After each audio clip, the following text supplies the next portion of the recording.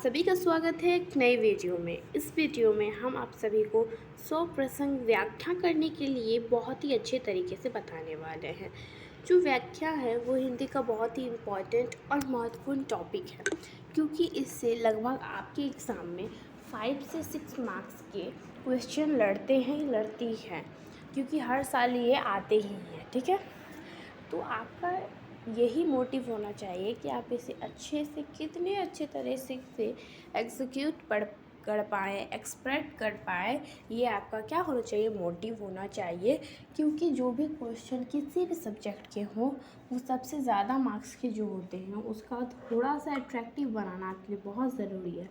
यदि साइंस की हो तो उसमें अगर आपने पिक्चर बना दिए तो वो उससे ज़्यादा अट्रैक्टिव दिखाता है। ठीक है, तो एसएसटी में जैसे हो जाते हैं, तो कुछ जैसे हो गए मैथ में होते हैं 5 मार्क्स के रचनाएं, तो जो भी होते हैं ना 5 मार्क्स के, उसे जितना आप अच्छे से दिखाओगे वो उतना अट्रैक्टिव लगेगा, सुंदर लगेगा। क्योंकि क्या होता है ना, 2 मार्क्स के जब होते हैं तो टीचर आसानी से दे देते हैं, बट जब 5 मार्क्स के होते हैं तो सारे के सारे उसे देखने पड़ते हैं कि बच्चे ने क्या लिखा, क्या नहीं लिखा, क्या उसकी मोटिव थी, क्या उसे कितना नॉलेज था, ये आपका देखा जाता है। तो आज उसी कड़ी में हम बताने वाले हैं कि हिंदी में आप कैसे व्याख्या और स्वप्रसंग व्याख्या को अच्छे तरीके से लिख पाओगे। क्योंकि इसे लिखने में बहुत लोगों की बहुत सारी कन्फ्यूज़न्स होती हैं, कोई किसी तरह लिखता है तो कोई किसी तरह।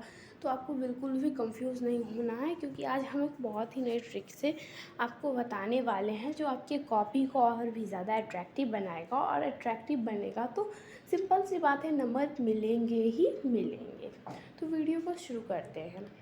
अगर आपको किसी भी टॉपिक पे या किसी वीडियो में कि कोई भी डाउट हो तो हमें ज़रूर कमेंट करके बताएं, ताकि हम आपकी सारे डाउट्स को क्लियर कर पाएँ। और अगर आपको किसी भी टॉपिक पे दिक्कत है तो आप हमारे डिस्क्रिप्शन पे ज़रूर विज़िट कीजिएगा, आपको अपने प्रॉब्लम के समाधान ज़रूर मिल जाएंगे। ठीक है, तो चलिए वीडियो को शुरू करते हैं। जैसा कि हमारा टॉपिक है 100 प्रसंग व्याख्या करना, तो मैं बोर्ड एग्जामिनेशन की पॉइंट ऑफ व्यू से पढ़ा रही हूँ, तो मैंने बोर्ड एग्जामिनेशन के क्वेश्चन को ही लिया है। ठीक है, तो हमारा जैसा है, नानक लीन भयो गोविंद सो जय पानी जियो पानी संग पानी की व्याख्या करे। नानक लीन भयो गोविंद सो जियो पानी संग पानी की व्याख्या करे। तो इसका आपको व्याख्या करना है। जैसा कि जानते हैं, ये क्या है, पदखंड का फर्स्ट चैप्टर है गुरु नानक की। ठीक है, तो ये बहुत इंपॉर्टेंट है, इससे ही ज़्यादा कड़कर व्याख्या आती है। रसखान की, घनानंद की, यही 3-4 चैप्टर के ज़्यादा प्रसंग व्याख्या आती है। तो जैसे हम लिखते हैं, प्रस्तुत पंक्तियाँ हमारे पाठ्यपुस्तक के महान संत कवि गुरु नानक के द्वारा रचित जो नर दुख में दुख नहीं माने पाठ से उद्धृत है। मतलब इसका टॉपिक क्या, देखिए, अगर किसी गुरु नानक का जैसे है तो बांट के दिया हुआ है, 2 पद है तो दोनों के अलग शीर्षक है, तो ये किस पद के शीर्षक से लिया गया वो भी लिखना आपके लिए ज़रूरी है। उद्धृत है, इसमें कवि ब्रह्म की सत्ता की महत्ता को बताते हैं। ये मेन आपको क्या है, इसका मोटिव है वो बताना बहुत ज़रूरी होता है। प्रस्तुत व्याख्या पंक्ति के माध्यम से कवि कहना चाहते हैं, फिर इसका पूरा भाव स्पष्ट करना है। इस मानवीय जीवन में ब्रह्म को पाने की सच्ची युक्ति यथार्थ उपाय करना आवश्यक है। ब्रह्म को पाना प्राणी का अंतिम लक्ष्य होना चाहिए। जो भी इसका व्याख्या है आप उसे अपने मन से, क्योंकि ये अब 100 प्रसंग व्याख्या प्रसंग के साथ अपने मन की आवाज़ को सुन के इसे लिखिए, तो आपके लिए बेटर होगा। जिस प्रकार पानी के साथ पानी मिलकर एक समान हो जाता है, उसी प्रकार जीव जब ब्रह्म के सानिध्य में जाता है तो ब्रह्ममय हो जाता है। जीवात्मा एवं परमात्मा में जब मिलन होता है तो जीवात्मा भी परमात्मा बन जाता है, दोनों का भेद मिट जाता है। तो इसमें भेद के बारे में बताया गया, तो इसने भेद के बारे में बता दिया। जो अपने मन से हो आप लिख दीजिएगा, इसमें कोई भी ज़रूरी नहीं है कि एक सीधा क्वेश्चन हो। एक क्वेश्चन के सिर्फ एक ही आंसर, इसके कई आंसर हो सकते हैं, इसमें कोई डाउट नहीं हो। ठीक है, ये अगर आपने पढ़ा होगा तो ये लिखने का फॉर्मेट आपने बहुत जगह देखा होगा, बात सेम है, बट आज मैं इससे भी अलग टॉपिक आपको बताने वाली हूँ। लिखने के लिए अलग फॉर्मेट में आप सभी को देने वाली हूँ, जो आपकी बोर्ड एग्जामिनेशन के लिए बहुत इंपॉर्टेंट है। ये आप लिख सकते हो, मार्क्स मिलेंगे, मैं नहीं कहती हूँ नहीं मिलेंगे, बट मिलने के जब चांसेस बढ़ाने हों तो कुछ अलग करना पड़ता है। कुछ अलग करना पड़ता है। अगर आप टॉपर के पॉइंट ऑफ व्यू से पढ़ रहे हो तो कुछ अलग नहीं करोगे तो जस्ट लाइक नॉट, ठीक है, नहीं हो पाएगा। तो देखते हैं हमारा आज का, मैं किस टॉपिक को, किस फॉर्मेट को आपको बताने वाली हूँ। तो आज जो फॉर्मेट है कुछ इस प्रकार का है, मैं बताने वाली हूँ आपको। जैसे कि आपको कोई क्वेश्चन नंबर दे दीजिए, ऐसे डॉट डॉट करके 5 अंक स्तरीय बोलिए, 5 मार्क्स का आता है। प्रश्न उत्तर संख्या दे दीजिए, चाहे तो ऐसे अंडरलाइन कर दीजिए, ठीक है। तब देखते हैं संदेश। आपको एक इंडिकेटर जानना होगा। बहुत सारे इंडिकेटर्स होते हैं, जैसे आप गोल करके ऐसे कर सकते हो, या फिर ऐसे करके भी। ये सारे एरोज जो होते हैं आपके क्वेश्चन के आंसर को और अट्रैक्टिव बनाते हैं, तो ये आपके लिए इम्पोर्टेंट है, ठीक है। जैसे आप ये भी दे सकते हो, बेहतर लगता है। आपको देना क्या है, इसी फॉर्मेट में बैठाइए तो 5 मार्क्स मिलने फिक्स है। वो भी फॉर्मेट गलत नहीं है, बिल्कुल गलत नहीं है, मिलना है मार्क्स। बट अगर आप चाहते हो आपकी कॉपी ज़्यादा अट्रैक्टिव लगे तो इस प्रकार से लिखिए, तो ज़्यादा अच्छे मार्क्स आप स्कोर कर पाओगे, ठीक है। तो एट फर्स्ट आपको संदेश लिखना है, और जो भी क्वेश्चन था, हमारा क्वेश्चन क्या था, उसका फर्स्ट 2 लाइन और सेकेंड 2 शब्द आपको लिख देना। जैसे मेरा क्वेश्चन था, नानक भील भयो गोविंद सो जीव पानी संग पानी की व्याख्या करें। तो क्या था, नानक लीन पानी संग पानी, तो इसका मैंने क्या कर दिया, नानक लीन डॉट डॉट डॉट संग पानी। इसके दो जो अंतिम, जो शुरुआती 2 थे, जो अंतिम थे, वो लिख के बीच में डॉट डॉट कर दीजिएगा। ये हो गया आपका संदेश। इसे बहुत अच्छे से याद रखना है। क्वेश्चन लिखना ज़रूरी नहीं होता है एग्ज़ाम में, बट यहाँ पे मैं क्वेश्चन नहीं लिख रही हूँ, इसे इंडिकेट कर रही हूँ, तो ये लिखना ज़रूरी हो जाता है, ठीक है। तो आपको लिखना है। तो अगला पॉइंट, आप किसी भी इंडिकेटर का उपयोग कर सकते हो। अगला पॉइंट आ जाएगा संदर्भ, ठीक है। संदर्भ।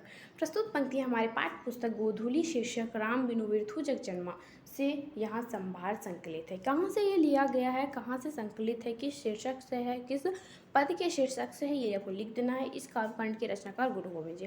मतलब ये कहाँ से लिया गया है, इसके कवि कौन है, ये आपको संदर्भ में एटलीस्ट दे देना है। किस प्रकार देना है आप देख सकते हो, ठीक है। अगला हमारा टॉपिक आ जाएगा, आपको संदर्भ में कहाँ से लिया गया और इसके कवि कौन है ये दे देना है। अब प्रसंग में, अब इसका मोटिव क्या है, बोलने का मोटिव क्या है, अब इसे हम बताने वाले हैं। प्रसंग, इन पंक्तियों के माध्यम से कवि कहना चाहते हैं कि हे प्रभु, आप ही सर्व करता है, आप के ही विवेक से यह पृथ्वी थमा है हुआ है, इसलिए हे आराध्य, आप मुझे अपने शरणों में ले लीजिए। मतलब इसका छोटा सा 5-6 लाइन का आपको एक मोटिव दे देना है। इसका मतलब कहने का मतलब क्या है, तात्पर्य क्या है, ठीक है, ये मैंने दे दिया, ठीक है। तो आगे हमें बढ़ना है व्याख्या। तो इसका व्याख्या, जैसे मैंने प्रसंग में थोड़ा बहुत बढ़ाया था, अब उसको थोड़ा सा और निचोड़ के देना है हमें। इस कविता के माध्यम से कवि अपने भावों को प्रकट करते हुए एवं मोक्ष की कामना करते हैं। मतलब जो मैंने क्लियरफाई किया था, उसका एक निचोड़ मुझे यहाँ पे देना है, ठीक है। क्या करना है, देना है, ये बहुत इम्पोर्टेंट है, ठीक है। मैंने दे दिया। इस सब जो ऊपर प्रसंग में लिखा गया था, उसका निचोड़ जो है हमें व्याख्या में देना है। एटलीस्ट आपको इतना समझ आ गया होगा। और हमारा लास्ट टॉपिक आता है काव्य सौंदर्य। काव्य सौंदर्य मतलब इसकी जो आपको जो भी अच्छी बातें होगी वो काव्य सौंदर्य में लिखनी है। जो मन से बातें होंगी आपको प्रसंग व्याख्या में डाल देनी है। ये ट्रिक से बातें आप याद कर सकते हो, बट अगर जो भी आलतू फालतू बात है आप प्रसंग और व्याख्या में डाल दीजिए, जो आपको थोड़ा बहुत समझ आ रहा है। और जो अच्छी बातें जो आपके मन में है उसे काव्य सौंदर्य में देने की कोशिश कीजिए, ताकि आपके मार्क्स बढ़ सकें। काव्य सौंदर्य आपको थोड़ा ज़्यादा अच्छे से इंडिकेट करना है, क्योंकि ये मेन टॉपिक होता है। क्या अक्सर क्या करते हैं टीचर, काव्य सौंदर्य पढ़ के ही मार्क्स दे दिया करते हैं। काव्य सुंदर है, इसी के संबंध में महान पुरुषों ने कहा था, मतलब एक शायरी, एक कविता, एक अच्छी श्लोक कुछ डाल सकते हो। सबसे बड़ा है सेवक धर्म, ये बहुत ही पॉपुलर श्लोक है, आप अच्छे से याद कर लीजिएगा। अब देखिए, इसके लिए हमने अपनी प्लेलिस्ट में बहुत सारी शायरी कविताओं की भी मोटिवेशनल भी डाले हुए हैं, इससे आपको बहुत मदद मिलेगी। आप किसी भी कविता की या सब प्रसंग व्याख्या में से डाल दीजिएगा, कोई प्रॉब्लम नहीं होगी। जबकि और टीचर पढ़ेगा तो बहुत ज़्यादा खुश होगा और आपके मार्क्स ज़रूर बढ़ेंगे। तो आप हमारे प्लेलिस्ट पे ज़रूर विज़िट कीजिएगा। आपको ऐसे बहुत सारे वीडियोस मिलेंगे जहाँ पे आपको ऐसे कविता और शायरियाँ मिल जाएंगी, ठीक है। तो हमने एक बार रिकैप कर लेते हैं हमें कैसे लिखना है। तो एट फर्स्ट हमें इस फॉर्मेट में लिखने के लिए मैंने एक कॉपी राइटिंग की वीडियो बनाई है, तो आप कॉपी राइटिंग वीडियो में इस फॉर्मेट को समझ लीजिएगा, क्योंकि ये तो फॉर्मेट है, हर क्वेश्चन को मैंने ऐसे लिखने के लिए बताया है। ये फॉर्मेट को मैंने एक वीडियो में सेपरेट कंप्लीट किया है, तो आप इसे ज़रूर देख लीजिएगा। हमारा मेन यहाँ से तो हमें संदेश लिखना है, 2 आगे से 2 पीछे से, बीच में डॉट डॉट, इंडिकेटर अच्छा डालना बहुत ज़रूरी है, ज़्यादा अच्छा लगता है। फर्स्ट हो गया हमारा संदेश, दूसरा क्या होगा हमारा संदर्भ। संदर्भ में क्या लिखना है, कहाँ से लिया गया है, कहाँ से संकलित है और इसके रचयिता कौन है, इतना। दूसरा पॉइंट हो गया ये। तीसरा पॉइंट प्रसंग, मतलब इसकी व्याख्या थोड़ी सी अच्छे से कर देनी है, इसके बारे में क्या करना, मोटिव क्या है। तीसरा पॉइंट हो गया हमारा प्रसंग। चौथा पॉइंट होगा हमारा व्याख्या। प्रसंग का जो निचोड़ वो आपको क्या देना है, व्याख्या में डाल देना है, it's most important. And last आपको देना है काव्य सौंदर्य। काव्य सौंदर्य का सबसे, अगर 5 मार्क्स आपके मिल रहे हैं ना, तो मैं ये एकदम दावा से कर रही हूँ 4 मार्क्स आपको काव्य सौंदर्य से मिल जाएंगे। तो काव्य सौंदर्य आपका ज़्यादा अच्छा होना बहुत ज़रूरी। कम लिखिए, काव्य सौंदर्य कम ही होता है, बट इसको जितनी अच्छे तरीके से आप लिख पाओगे आपके लिए बेटर होगा, आपके मार्क्स ज़रूर बढ़ेंगे, ठीक है। तो काव्य सौंदर्य आपका मेन है। पहला क्या हो गया, संदेश। दूसरा क्या हो गया, संदर्भ। तीसरा क्या हो गया, प्रसंग। चौथा हो गया व्याख्या। पाँचवा हो गया काव्य सौंदर्य। इस 5 टॉपिक को, इस 5 पॉइंट्स को आपको अच्छे से दिमाग में बैठा लेना है, ठीक है। अगर आपने इसे बैठा लिया तो आपकी व्याख्या और ही ज़्यादा अट्रैक्टिव और सुंदर लगेगी और आपके मार्क्स भी बढ़ेंगे। इस प्रकार से व्याख्या करना आपके लिए बहुत ही इम्पॉर्टेंट है, ताकि आप अच्छे से कर पाओ। तो आप आज ही, अगर आपने ये सीख लिया तो आज ही आपके 5 मार्क्स ज़रूर क्लियरिफाई हो जाएंगे, ठीक है। आई होप वीडियो को आप अच्छे से पूरा स्किप किए हुए बिना देखिएगा, पूरा वीडियो देखिएगा, तभी आप समझ पाएंगे, क्योंकि ये समझने की देरी है ना, ये तो बहुत ही अच्छा लगता है और मार्क्स भी ज़रूर मिलते ही मिलते हैं। अगर किसी प्रकार का कोई डाउट हो तो हमें ज़रूर कमेंट कीजिएगा, और अगर किसी प्रकार के डाउट वाले वीडियोज़ आपको चाहिए तो वो भी हम ज़रूर बना देंगे, ठीक है। और वीडियो कैसा लगा ज़रूर कमेंट में बताइएगा। आज के लिए इतना ही, मिलते हैं एक नई वीडियो में। धन्यवाद।